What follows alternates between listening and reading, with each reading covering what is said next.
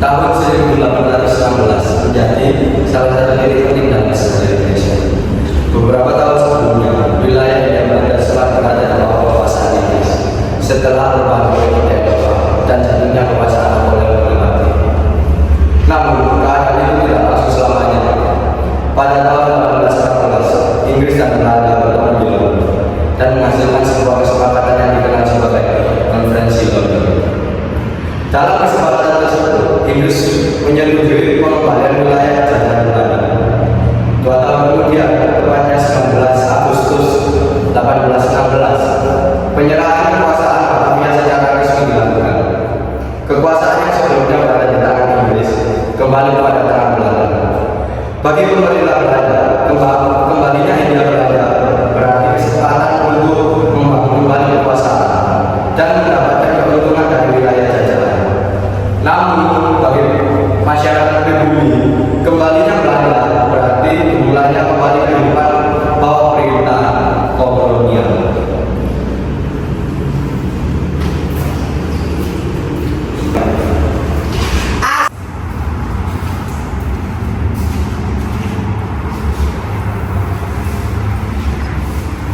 Belanda datang bukan hanya membawa pemerintahan, mereka juga membawa kepentingan ekonomi. Dan pada tahun-tahun berikutnya, kepentingan itu akan berubah menjadi besar.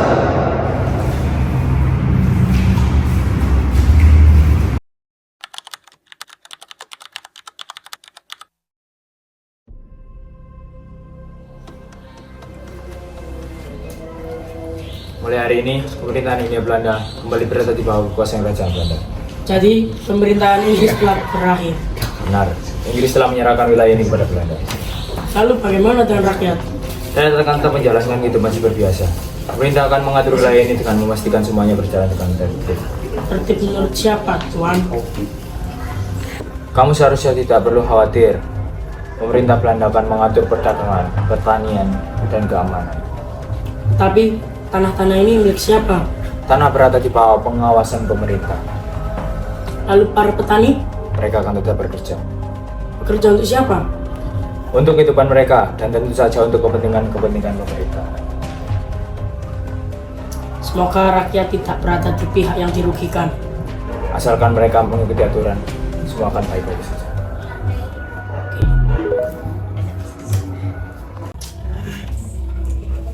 Keadaan keuangan kerajaan semakin buruk. Perang telah menghabiskan banyak uang. Kita membutuhkan sumber pemasukan baru.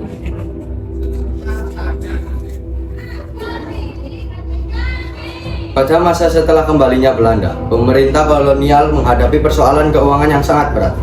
Mereka kemudian mencari cara agar wilayah jajahan dapat memberikan keuntungan sebesar-besarnya. Namun, masalah ekonomi tersebut belum langsung menghasilkan sistem tanam paksa. Belanda terlebih dahulu mencoba berbagai kebijakan untuk meningkatkan pendapatan. Hingga akhirnya pada tahun 1830 muncullah kebijakan yang dikenal sebagai Kulturstelsel atau sistem tanam paksa. Sari, tunggu sebentar. Ada apa, Rukmini? Aku ingin membeli sebagian hasil panenmu. Ada beberapa orang dari kota yang mencari bahan makanan. Kalau hasil panenku cukup, tentu saja akan kujual.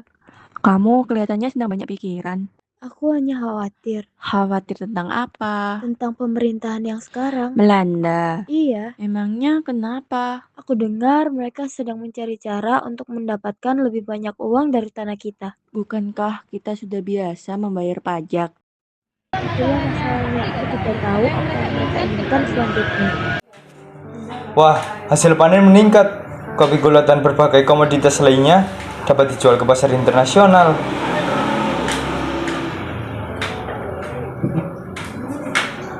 Sistem tanam paksa memberikan keuntungan besar bagi pemerintahan kolonial. Hasil bumi dari Hindia Belanda dijual ke pasar internasional. Keuntungan tersebut membantu memperbaiki kondisi keuangan Belanda. Namun, keuntungan itu memiliki harga yang harus dibayar. Harga tersebut ditanggung oleh masyarakat pribumi. Pemerintah akhirnya memiliki pemasukan yang lebih besar. Dengan sistem ini, keadaan keuangan kerajaan dapat diperbaiki.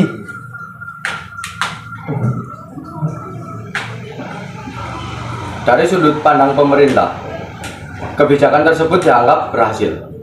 Namun, dari sudut pandang masyarakat, keadaan itu justru menjadi makin sulit. Perhatian, pemerintah memiliki aturan baru mengenai pertanian. Ah, aturan baru. Benar, sebagian tanah kalian akan digunakan pemerintah untuk menanam tanaman. Tanaman apa itu? Tanaman yang memiliki nilai jual tinggi, seperti kopi, tebu, dan lain. Kalau kami sudah memiliki tanaman sendiri, bagaimana Tuan? Tanah kalian tetap digunakan. Tapi kan tanah ini milik kami. Pemerintah tetap.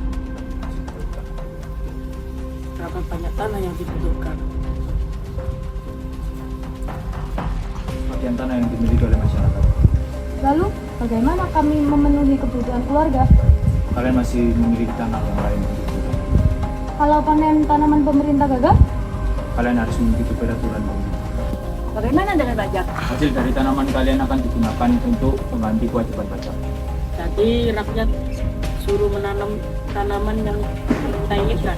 Benar, Lalu hasilnya diberikan pada pemerintah. itu peraturan.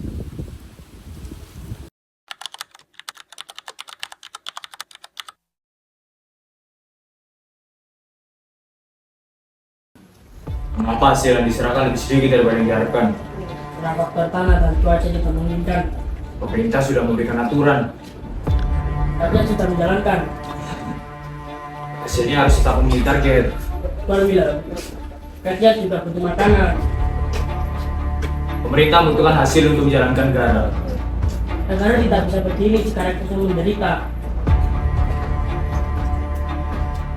Kamu berbicara terlalu berani. Saya hanya menyampaikan keadaan.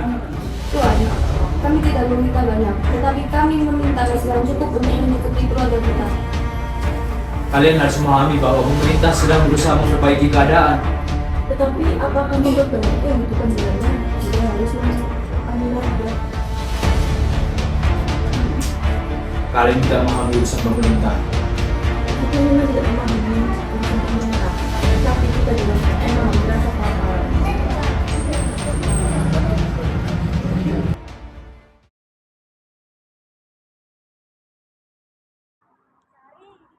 Rukmini, kamu datang.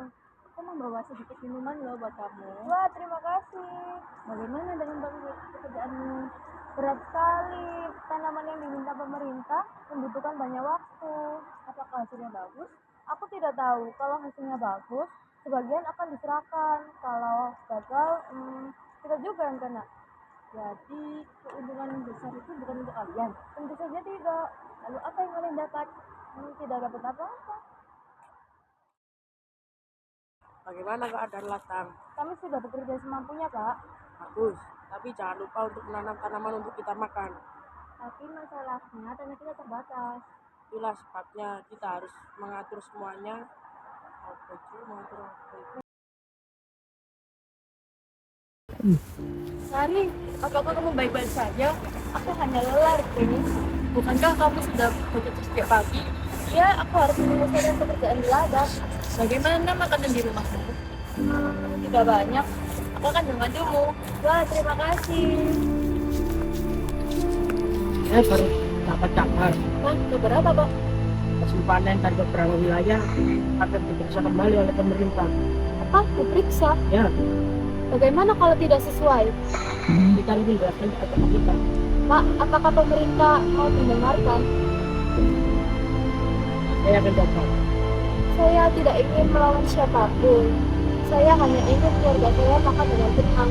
Saya tahu, dan itulah yang harus kita perjuangkan.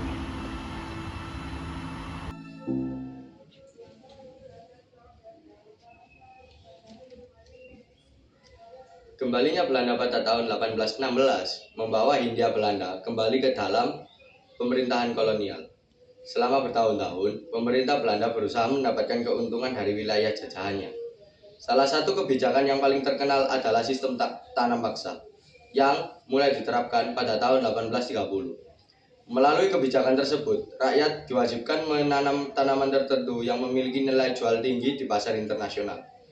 Hasilnya, memberikan keuntungan besar bagi pemerintahan Belanda dan membantu mereka memperbaiki kondisi keuangan mereka.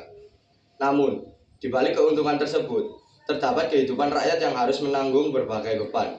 Waktu terus berjalan, kekuasaan Belanda di Hindia Belanda berlangsung selama lebih dari 1 abad dan mengalami berbagai perubahan, konflik, serta perlawanan dari masyarakat Indonesia.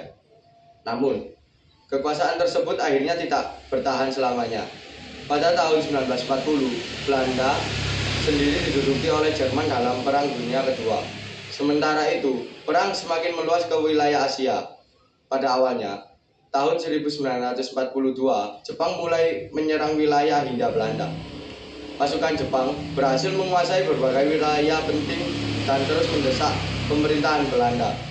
Hingga akhirnya, pada bulan Maret 1942, Belanda menyerah kepada Jepang. Penyerahan tersebut menandai berakhirnya kekuasaan kolonial Belanda di Hindia Belanda. Karena itu, kisah dalam film ini berakhir pada tahun 1942. Bukan karena perjalanan sejarah Indonesia berhenti pada tahun tersebut, tetapi karena 1942 menjadi titik berakhirnya kekuasaan Belanda dan dimulainya pendudukan Jepang di Indonesia. Lebih dari 100 tahun setelah Belanda kembali pada tahun 1816, kekuasaan mereka akhirnya berakhir. Namun, berbagai kebijakan yang pengalaman selama masa kolonial meninggalkan jejak panjang dalam sejarah masyarakat Indonesia. Sejarah ini mengingatkan kita bahwa di balik pergantian kekuasaan selalu ada kehidupan rakyat yang ikut berubah. Dan dari perjalanan panjang itulah bangsa Indonesia terus bergerak menuju masa depan dan perjuangan untuk menentukan nasibnya sendiri.